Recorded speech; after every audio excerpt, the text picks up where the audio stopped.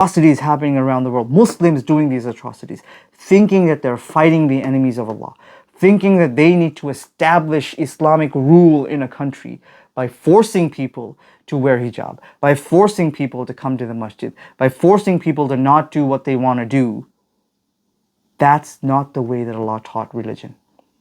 I sustain it for you. You don't sustain it yourself. You didn't get it yourself. Even your own body, your own hands, one finger was not made by you. You didn't earn it. I gave it to you for free. And so in this, Allah is talking about, just before the discourse is talking about kafaru and the beliefs that they have and the paths that they follow. And right before this, before Ayatul Kursi, Allah says, وَالْكَافِرُونَ هُمُ الظَّالِمُونَ.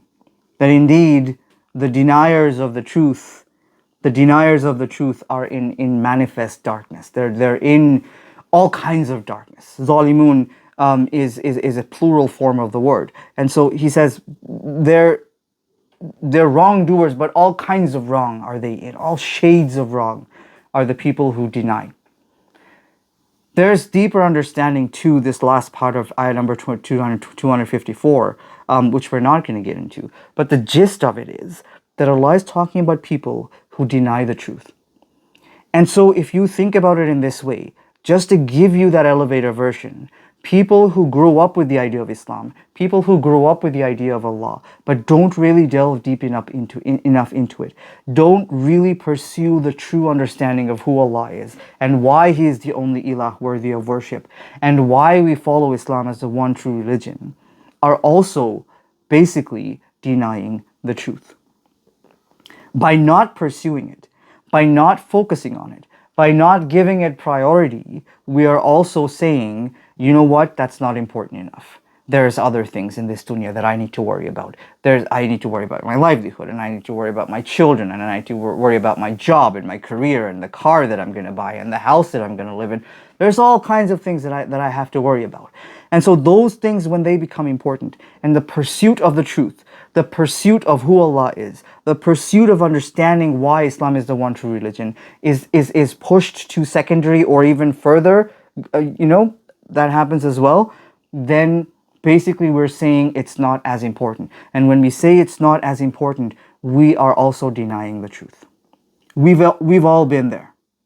We can't kid ourselves. We've all been there. We've all focused on other things. Many of us are still focusing on other things. And so Allah says, وَالْكَافِرُونَ هُمُ الظَّالِمُونَ. And so zalimun can be, they're wrongdoers, but then zulumat is basically, it's a plural form. So it's not just darkness per se, it's all forms of darkness. And so even though we're outwardly not denying Allah, we have certain things in ourselves like greed, like anger, like obsessions, like envy, like jealousy, and all these kind of other forms of darkness that we're not able to get rid of. Many of us, are pursuing other things that Allah has directly said no in the Quran. Interest, or not eating halal, or not praying on time, or not praying all the prayers, or not doing other fard things. Not having good manners towards our families, not doing all the other things that Allah has strictly told us to do or strictly told us not to do, is also forms of darkness. And so Allah says, well, kafir, if you've denied it, if you've ignored it, if you've moved away from it, if it's not your first priority, then you are basically among the wrongdoers. And that's all forms of wrongdoing. What are these people denying? That's when Allah in ayah number 255 of Surah Al-Baqarah goes into Allahu la ilaha illa huwa al-hayyul qayyum. And so by no means am I going to go into in depth into what la ilaha illa huwa, Allah is the only ilah worthy of worship, actually means. That is a pursuit for all of us that we need to go into. But then when Allah begins with that, He begins with His name. He doesn't say La ilaha illallah. He says Allahu La ilaha illa huwa. And then He says Al-Hayyu Al-Qayyum. So now remember, when you're saying that you understand Allah is there. You understand that He is the Ilah, or you proclaim that He is the Ilah, but then you're focusing on other things. You're focusing on your risk or your job or your family or whatever it is. Then therein Allah says, I'm Al-Hayyu. I am the everlasting. Whatever you're pursuing is not going to last. Your life itself is not going to last. It's temporary. Then turn back to Al-Hayyu. He is the Al-Hayy. He is not only the everlasting, He is also giver of all life. Your life was given to you by Allah. And by extension, everything in your life is given to you by Allah. And then He says Al-Qayyum. He is the sustainer of everything as well. And so you're worried about your job, you're worried about how your life is going to turn out, you're worried about where you're going to end up in. Well, Allah is the sustainer of everything. And so when He says I'm the sustainer, He's saying that's not what you need to be worrying about at all. I sustain it for you. You don't sustain it yourself. You didn't get it yourself. Even your own body, your own hands, one finger was not made by you. You didn't earn it. I gave it to you for free. You're worried about your job? You're worried about that? You're worried about this? Your priority should have been Allahu la ilaha illahu al-hayyu al-qayyum. And then Allah goes into description about how He owns everything in the skies and the earth, and by extension everything in between. And so the car that you get in thinking that you earn that car belongs to Allah. The house that you live in, on that piece of paper that it says your name in the title of the house, it says this house belongs to, well, no, you know what? That belongs to Allah. And so when you're complaining about your life, when you're worried about your life, when you're anxious about how your life is going to turn out to be, right there in that one, this ayah has occurred many places in the Quran where Allah says, lahu ma fis samawati wa ma fil ard. He lahu, the who means he, la is, it makes it exclusive. Only to Him does everything in the skies and the earth belong to. There's nobody else. There's nobody else. It doesn't belong to you. It doesn't belong to the government. It doesn't belong to that person that you think it belongs to. It belongs to Allah. And that goes for people as well. And so if you think your children are yours, they're not yours. They're gifts from Allah. They're also tests from Allah. And so you thinking that my children, I need to focus my time on how I bring them up, what I'm teaching them, what they're doing, all these classes they're going through, and all the discipline that you put them through, but you don't teach them about Allah. You don't do what you need to do, to teach them about Islam or guide them down the right path. Then you are worried about the wrong thing, because lahu ma fis samawati wa ma fil ard. And then He goes into, the description of the day of judgment when people are going to be standing in front of Him. Nobody has the right to say anything. Nobody has the right to say anything except whom He gives that power to, and He'll give that power to Rasulullah sallallahu alaihi wasallam, of course. But then, by extension, you're also saying, because when you're standing in front of Allah on the day of judgment, it's basically a court. You're being judged. You're going to be judged. But if you think about a court, you go to the court and the judge is sitting there and he's about to judge this person, the perpetrator or whoever, and a lawyer comes in and says, you know what, Your Honor, there's a few things you don't know. Here's some evidence. Well, Allah says, يَعْلَمُ مَا بَيْنَ أَيْدِيهِمْ وَمَا خَلْفَهُمْ. I know what's in front of them. I know what's behind them. And so when you're standing in front of Allah on the Day of Judgment, what are you going to say? What are you going to say? That Allah, you don't know this, or you don't know this. This is why I did this. Allah knows everything. He knows not only what you did and everyone else did, He knows what was in your heart. And so when you said something that you didn't mean, but your heart meant something else, Allah also knows that. So what proof are you going to bring in front of Allah? And then if all of the world together combined to try and understand a little bit of the knowledge that Allah has, they still wouldn't be able to unless Allah gave them that capacity.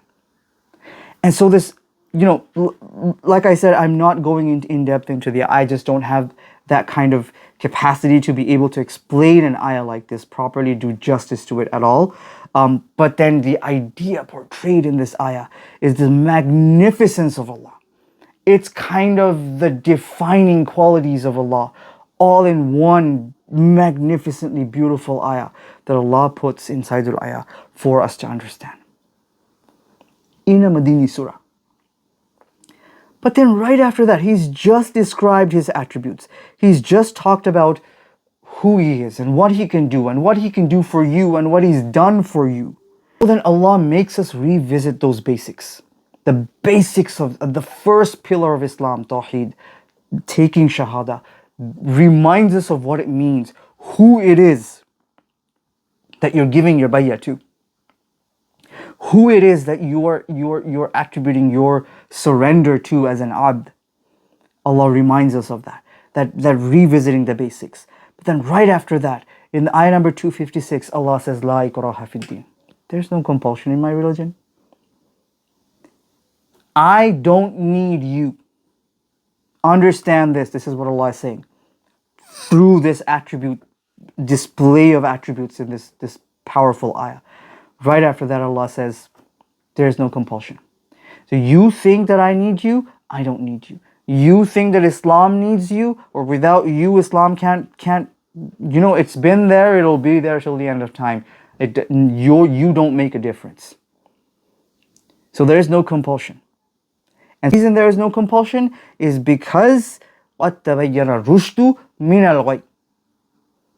The distinction between rushdu, rashid, the truth, the reality, what is absolutely real, has been made from al-ghayy. Al-ghayy basically means wrong, to loosely translate it, wrong, transgression, zulumat, all kinds of zulumat, all kinds of wrong, the wrong path per se. That distinction has been made. Where has it been made? In the Quran. And Allah just made it in the ayah before. And so if you think that you need to force someone into the religion, you need to force your children to pray, you need to get angry when they're not praying or they're not following this one true religion, the fault is not with the Quran. The fault is not with the religion. The fault may not even be with the child. The fault may be in the way that we've presented Islam to our children, the way that we've presented Allah to our children, the way that we've taught the religion to our children also needs to be thought about in that. And so there's no compulsion. No, you can't force people, because if that's what Allah wanted, then He would have sent two angels with our Prophet with huge sticks. He would have said, you know what, accept my religion or else. When Musa a.s. was going to Fir'aun for the first time, Allah said, talk to him with good manners. There's no compulsion in my religion. You're not going to go into him and say, what are you doing? What is this atrocity? You can't do this, stop. No, call him to the religion with compassion. Call him politely with good manners. Smile, be polite, and ask him, show him, tell him, remind him, because the Quran is a reminder. The Torah back then was a reminder. Same for Islam right now. Same for Quran right now. It's a reminder.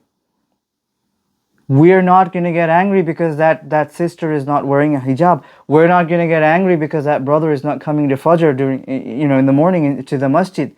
No, our job is to remind. Our job is not to get angry. Our job is not to force people to follow Islam.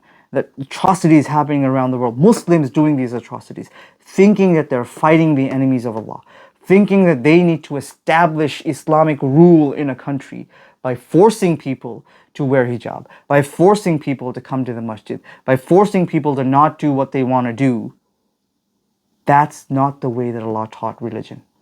That's not the way that Allah taught Islam. That's not how the Quran gave the message of how Islam is going to be. You think about 1400 years ago, one man came into a desert that was full of illiterate people. One woman believed him. Then one other man believed him.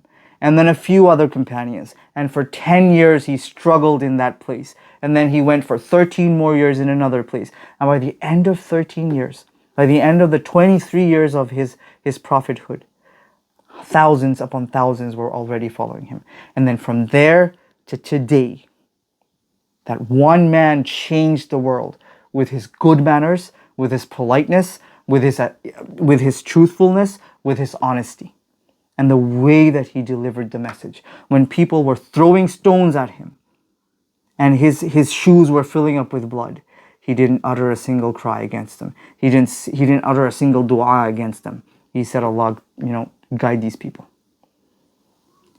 Right there, Allah says, no compulsion in the religion. Why are you forcing people to come to my religion? I've already made the distinction between right and wrong for you. And so the people who really understand, the people who really put thought in it, the people who really see the signs around them or try to see the signs around them, Allah guides them. And that